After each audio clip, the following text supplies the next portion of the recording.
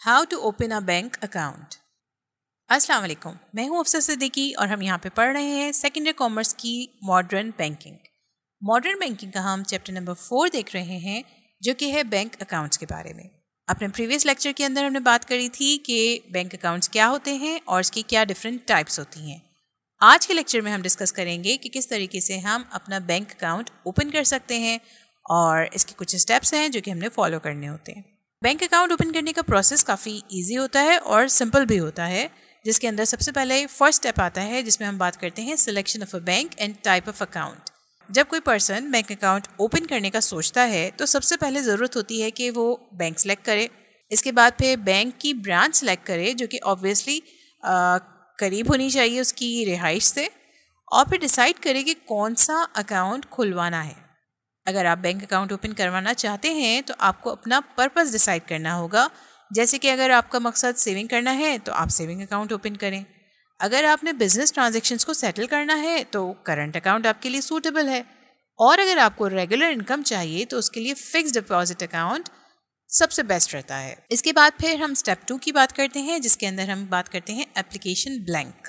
अब जब आपने बैंक और बैंक ब्रांच डिसाइड कर ली तो इसके बाद आपने जाना है बैंक, जहां आपको बैंक मैनेजर एक एप्लीकेशन फॉर्म देगा जिसमें कुछ इन्फॉर्मेशन रिक्वायर्ड होगी, जैसे कि आपका नाम, father's name, address, profession, amount to be deposited, इसके साथ साथ इंट्रोड्यूसर्स डाटा जो आपको इस बैंक से इंट्रोड्यूस करा रहा है उसका डाटा, फिर हमें डेट चाहिए होगी, और लास्ट में हम बात करते हैं सिग्नेचर्स की। ये सब इन्फॉर्मेशन फिल करने के बाद बैंक इस इन्फॉर्मेशन को चेक करेगा और एक अकाउंट नंबर एलोकेट करेगा। फिर आ जाते हैं हम स्टेप नंबर 3 पर। स्टेप नंबर 3 है reference card. Application blank fill करने के साथ बैंक 2 रेफरेंस कार्ड भी देता है जिस पर अकाउंट होल्डर के सिग्नेचर लिए जाते हैं। इन रेफरेंस कार्ड के सिग्नेचर्स को मैच किया जाता है अकाउंट होल्डर के सिग्नेचर्स के साथ। ये काम बैंक और अकाउंट होल्डर की सेफ्टी के लिए किया जाता है। इस कार्ड में एक स्पेस दी गई होती है अकाउंट होल्डर के लिए अगर उसने कोई स्पेशल इंस्ट्रक्शंस लिखनी हो। फिर हम आ जाते हैं स्टेप नंबर 4 पर, जिसके अंदर हम बात करते हैं रेफरेंसेस की। बैंक अकाउंट ओपन करवाने के लिए हमें 2 रेफरेंसेस रिक्वायर्ड होते हैं, और ये रेफरेंसेस उन लोगों के होते हैं जिनका ऑलरेडी इस बैंक में अकाउंट होता है।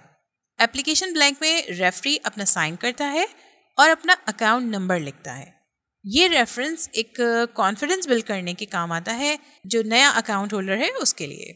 इसके बाद फिर हम आ जाते हैं स्टेप नंबर 5 पर, अलॉटमेंट ऑफ अकाउंट नंबर।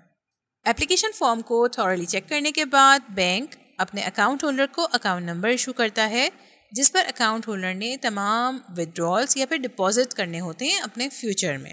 फिर हम आ जाते हैं स्टेप नंबर 6 पर, प्रोविजन ऑफ पेन स्लिप। इस स्टेज पर अकाउंट ओपन हो चुका होता है और बैंक एक पेन स्लिप इशू करता है अकाउंट होल्डर को, जिसके जरिए बैंक में मनी डिपॉजिट किया जाता है।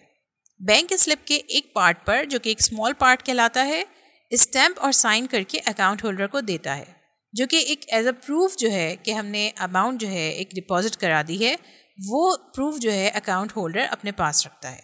बाकी स्लिप का पार्ट मनी डिपॉजिट के प्रोसेस में काम आता है। तो in short, pay-in slip is use to deposit money. फिर हम आ जाते हैं स्टेप नंबर 7 पे, making deposit. Bank account number allot होने और पेन स्लिप रिसीव होने के बाद account holder necessary details fill करता है और बैंक के कैश काउंटर पर मनी डिपॉजिट कर देता है। फिर हम आ जाते हैं स्टेप नंबर 8 पर, supply of chequebook. First amount deposit होने के बाद बैंक अकाउंट होल्डर को चेकबुक इशू करता है for current and saving accounts. Fixed deposit accounts में चेकबुक्स इशू नहीं की जाती। फिर हम आ जाते हैं स्टेप नंबर 9 पे, excise duty. Government of Pakistan ने एक एक्साइज ड्यूटी रखी थी जो कि पे करनी होती है चेकबुक हासिल करने से पहले। ये अमाउंट कैश में भी पे कर सकते हैं और अकाउंट के बैलेंस में से भी डिडक्ट की जा सकती है, लेकिन 2000 में गवर्नमेंट ऑफ पाकिस्तान ने एक्साइज ड्यूटी को ख़त्म कर दिया है। फिर हम आ जाते हैं स्टेप नंबर 10 पर, जो है इनक्लोजर्स। एप्लीकेशन ब्लैंक के साथ अकाउंट होल्डर की आइडेंटिटी कार्ड की फ़ोटोकॉपी भी अटैच्ड होती है, और अगर किसी किस्म की आइडेंटिफिकेशन की मज़ीद ज़रूरत हो तो बैंक अकाउंट होल्डर की फ़ोटोग्राफी मंगवा सकता है। तो ये थे हमारे 10 स्टेप्स जिनको फॉलो करते हुए हम अपना एक बैंक अकाउंट ओपन करवा सकते हैं किसी भी बैंक के अंदर और किसी भी ब्रांच के अंदर। लेकिन दोबारा से वही बात कि कोई भी बैंक अकाउंट ओपन करवाने से पहले आपने डिसाइड करना है कि आप किस पर्पस के लिए अकाउंट खुलवा रहे हैं। जब हम ये डिसाइड कर लेते हैं तो हम बैंक चूज़ करते हैं कि हमने कौन सा बैंक जो है जहाँ पे हमें अपना अकाउंट खुलवाना चाहते हैं, कौन सी ब्रांच होनी चाहिए। और उसके बाद फिर हमारे पास ये 10 स्टेप्स आए जिसके अंदर हमने बात करी कि किस तरह से बैंक अकाउंट ओपन होता है, एप्लीकेशन फॉर्म की, आइडेंटिफिकेशन की, रेफरेंस की, इन तमाम तर चीज़ों की हमें ज़रूरत पड़ती है। और इसके साथ साथ जब ये सारी फॉर्मेलिटीज़ कंप्लीट होती चली जाती हैं तो हमें बैंक जो है एक चेक बुक भी इशू कर देता है और मज़ीद फैसिलिटीज़ भी हम फिर बैंक की हासिल करते रहते हैं। तो ये था हमारा आज का लेक्चर जिसके अंदर हमने बात करी how to open a bank account. और उम्मीद है ये लेक्चर भी आपको अच्छी तरीके से समझ आया होगा। और यहाँ पे हमारा चैप्टर कंप्लीट हो चुका है, चैप्टर नंबर 4। इंशाल्लाह ताला अब हम नेक्स्ट लेक्चर के अंदर चैप्टर नंबर 5 स्टार्ट करेंगे। और ये वीडियो पसंद आई तो इस वीडियो को लाइक ज़रूर करें, हमारे चैनल को सब्सक्राइब ज़रूर करें। अल्लाह हाफ़िज़।